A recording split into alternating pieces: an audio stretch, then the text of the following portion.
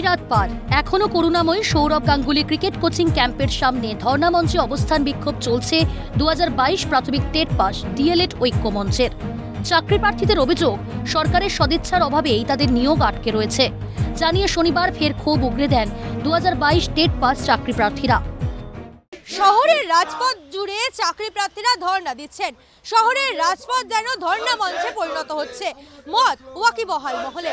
আর 2022 TET pass চাকরি প্রার্থীরা পরীক্ষা দিয়েছেন 1 বছর অতিক্রান্ত, তবে এখনো ইন্টারভিউর প্যানেল প্রকাশ করেনি প্রাথমিক শিক্ষা পর্ষদ, আর তার জন্যই তারা অবস্থান বিক্ষোভে বসেছেন। করুণাময়ীতে এর আগেও তারা প্রতিবাদ জানিয়েছেন, বারংবার রাজপথে নেমেছেন ইন্টারভিউর প্যানেল প্রকাশের জন্য, কিন্তু এখনো ইন্টারভিউর প্যানেল প্রকাশ করেনি পর্ষদ। চাকরি প্রার্থীদের অভিযোগ সরকার নিয়োগ দিতে চাইছে না, পাশাপাশি তাদের অভিযোগ সরকার মেলা খেলায় ব্যস্ত। দিন 1 বছর 1.5 বছর আমরা রাস্তায় বসে বলেছিলেন চলতি নিয়োগের জটিলতা কেটে গেলে তিনি নোটিশ দেবেন, সেখানে চলতি নিয়োগের প্যানেল বেরিয়ে 48 ঘন্টার বেশি সময় অতিবাহিত হয়ে গেছে। পর্ষদ সভাপতি আমাদের শূন্যপদ জানাননি, আমাদের ইন্টারভিউ নোটিশ কবে দিতে পারবেন সে বিষয়ে কোনো কথা বলেননি। তার সাথে দেখা করতে গেলে তিনি আমাদেরকে বারংবার রিফিউজ করেছেন আমাদের সাথে কথা বলতে। ইচ্ছের একটা অভাব দেখা যাচ্ছে।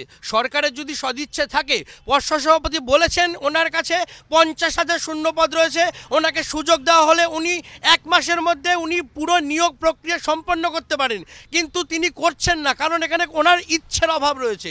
সরকার আমাদের নিয়োগ দিতে চাইছে না। সরকারি সদিচ্ছা না থাকার কারণ হলো একটাই, যে সরকার এখন খেলা মেলা এইসবে ব্যস্ত আছে। বেকার ছেলেরা যে দিনের পর দিন রাস্তাঘাটে আছে, ধর্ণা দিচ্ছে, আন্দোলন করছে, সেই দিকে সরকার লক্ষ্য দিতে চাইছে না। আমাদের একটাই অনুরোধ যে আমরা 2 বছর রেজাল্ট প্রকাশের পর 2 বছর রাস্তায় পড়ে আছি, বিভিন্ন দপ্তরে যাচ্ছি, আমাদের ইন্টারভিউটার নোটিফিকেশান প্রকাশ করুক।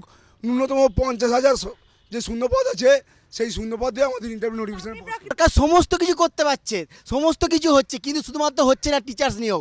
সরকার সম্পূর্ণভাবে তার নিজের জায়গা থেকে কখনোভাবে টিচারের কথা ভাবছেন না, তারা পিছিয়ে রয়েছে। তারা শুধুমাত্র ভাতা দিতে ব্যস্ত, কখনো তারা চিন্তা করছেন না যে এই পথে থাকা শিক্ষকরা কি করবে, এরা বঞ্চিত, কেন এরা বঞ্চিত, এরা সরকার একবারও ভাবছেন না।